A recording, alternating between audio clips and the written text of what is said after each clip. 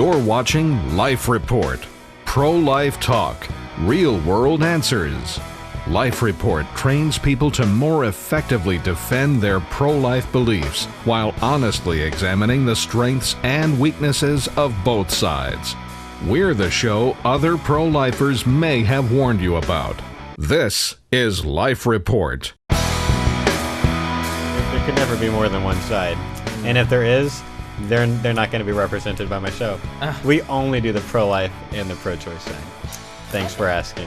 I think we should broaden our horizons. So close-minded. Welcome to Life Report, everybody. This is going to be a weird show. Don't scare them off right at the beginning.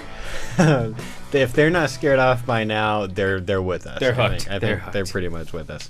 So this is going to be a good show. I'm excited about this because I've been spending a lot of time thinking lately about kind of advanced dialogue, almost like I don't want to say dialogue training, but how do you dialogue? How do you do the things practically that we talk about? It's like we spend a lot of our time training people, you know, what to say when you're in a conversation about abortion. But then what I've kind of like I liked what we did a few episodes ago. We're talking about, you know, how do you let these things die? How do you know when? Like the Great Harvest thing. I think that's helpful because I don't really see a lot of other people talking about those things. And so that's kind of that'll be kind of the theme today. Except I've got a different question for today. And I'm going to start off with a story because this is what inspired. Story time. This is story time. Everybody just relax. And Uncle Close Josh your is going to eyes. tell a story. Go to a happy place. Because this happened only a couple of months ago, and this really made, was like 3 or 4 months ago, but it really made me start thinking, gee, I mess something up like often when I'm in conversations about abortion, and we should talk about it. So I was at the St. Paul Newman Center several months ago, where it's a local Catholic parish in Fresno, and they were having a stem cell debate.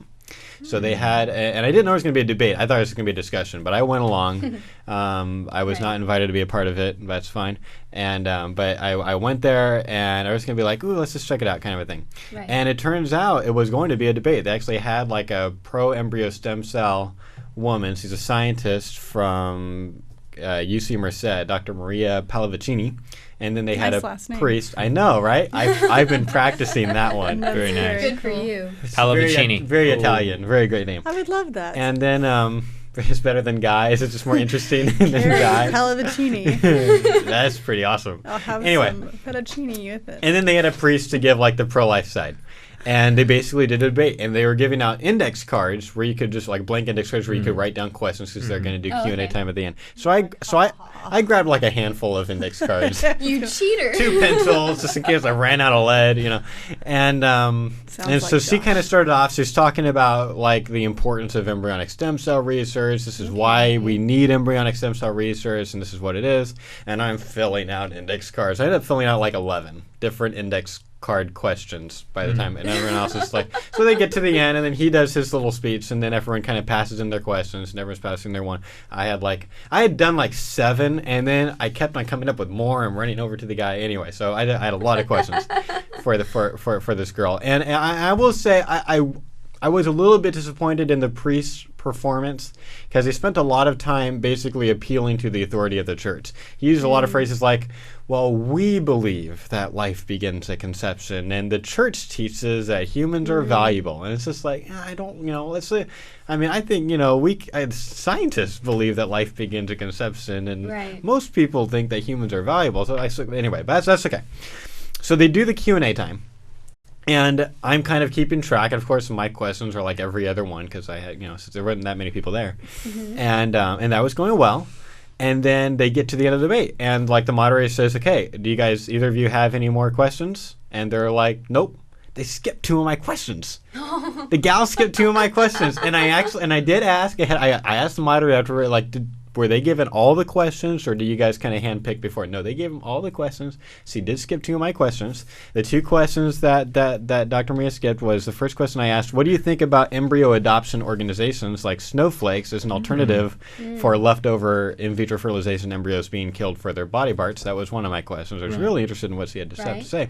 Then my second question, and this was the very first one I wrote down, the most important question I really wanted to be asked, when do you think biological life begins, and what do you think is the moral status of these embryos? Because I'm always interested in stem cell scientists. Where are you at on that? and I've asked, and this wouldn't be the first stem cell scientist I'd asked that. Well, those two questions were skipped, and so I hung out afterwards. Because I want to know, and so I let everyone else talk to her first. Then after she left, I thanked her profusely. Thank you for coming down. She drove like an hour or something from Merced or more, and was part of. This was in a church. I mean, it's kind of uncomfortable maybe situation where I just thanked her for being willing to do this, and I thought it was wonderful. I hope we can have more of these things.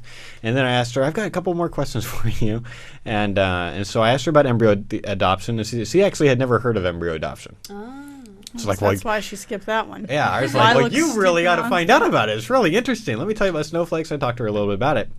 And then I asked her about, what do you believe about, the life beginning conception thing? And she said that she believes that life begins at conception, but that it is morally right to use them if there is no alternative.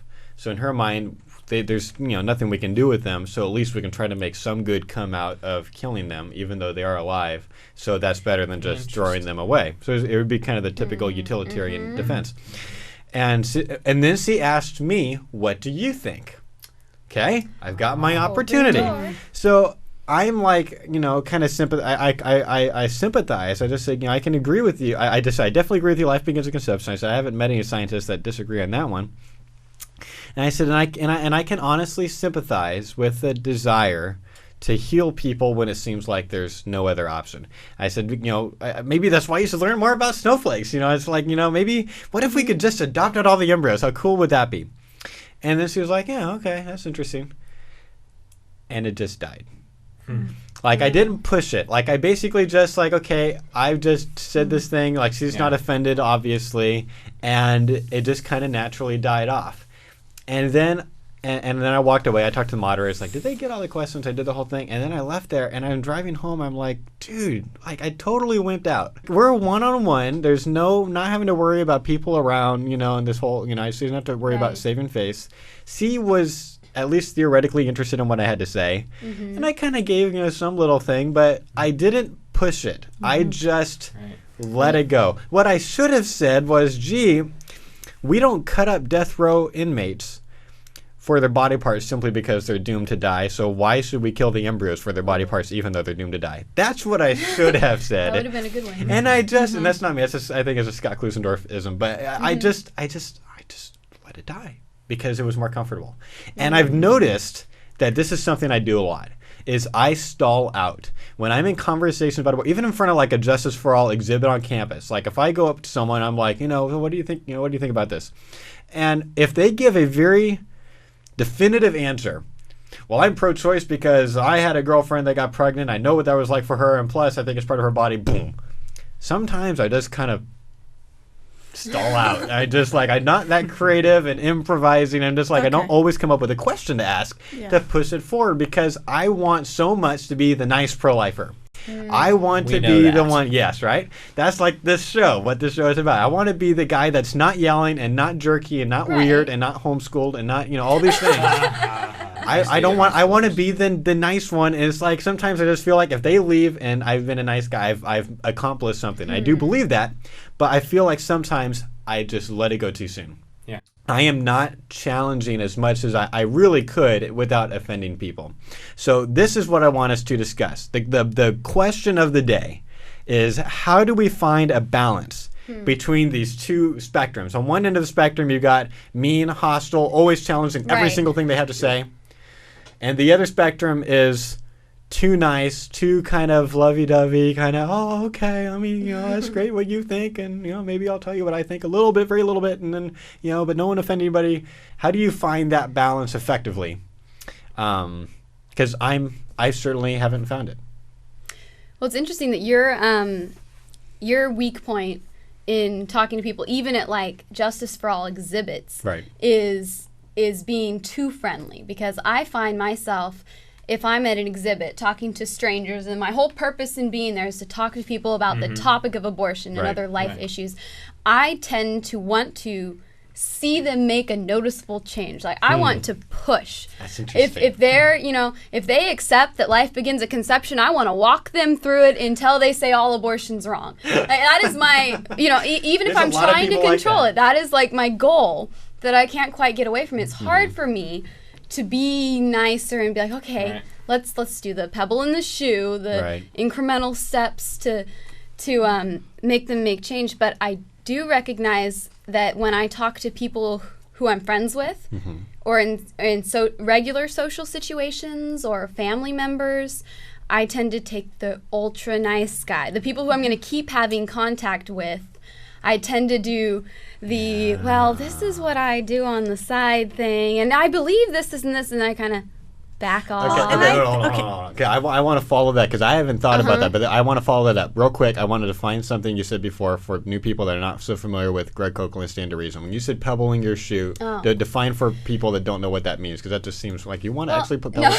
No, it's an expression. Sometimes. If you want to give somebody some food for thought, you want to give them a proverbial pebble in their shoe, they walk away and they're like, something about that conversation doesn't feel right. Like having a literal pebble he said something in your shoe. Really, I didn't really know what to say. That kind of thing. Yeah, okay. Exactly. Why is it? Because I think you're right. And let's side topic a little bit. It's related, but slightly side topic. Why is it that we want to be even more careful about offending people when it's our friends and the people that we're close to? Right, and I don't think that's a bad thing. In fact, when I looked at some things regarding what we were going to talk about today, that's probably my biggest impediment to keep me from having a definitive answer, is that I think the relationship does determine the way in which you confront someone about something. Very true. I mean, the personality of the person you're talking to is another factor involved. In this situation that you faced, you really could have gone for it probably a little bit more. I mean, she was asking for it, right? And she was, not someone that was. I mean,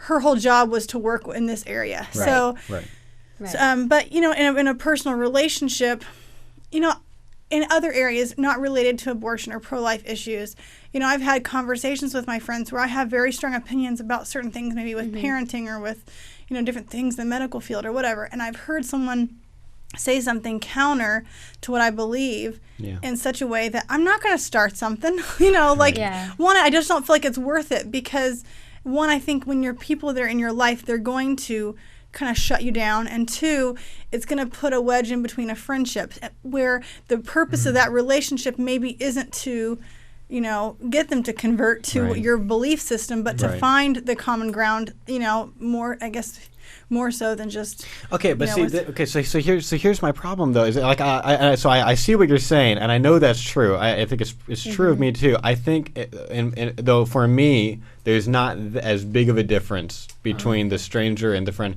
And I guess my challenge would be, when we're talking with a stranger, I don't think our goal always should be to convert them. I think our goal a lot of times should be exactly what you're just saying. You're talking about our goal with the friends. A lot of times we're going to be finding common ground and move them a little bit. That's usually my goal with even the stranger. Right. And so why do they have to be different? I guess is I see that happens all the time. Is that a good question? I'm sorry. Is that a good thing that we treat them differently?